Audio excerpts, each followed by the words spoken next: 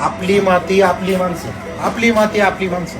परत एकदा आखाडाच्या खास स्पेशल तत्वावर आली, आखाड्यासाठी आलेली जेवणासाठी. अरे काय क्वालिटी आणि काय क्वालिटी.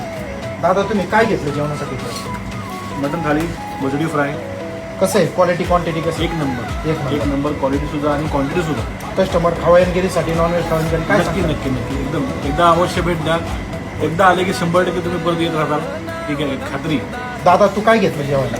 मी भाकरी, हा, रस्सा आणि चिकनची भाजी. तो कसं वाटलं तुला जेवण? First class. तुझ्या शाळेतल्या मित्रांना तू काय सांगशील?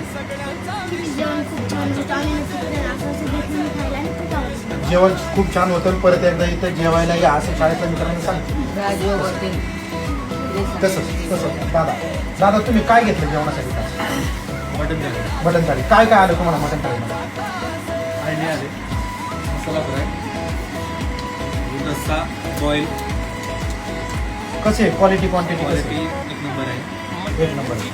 तुम्ही पहिल्यांदा आले ना हो, जेवण? पाहिजे. काय खवणगिरीसाठी काय सांगता?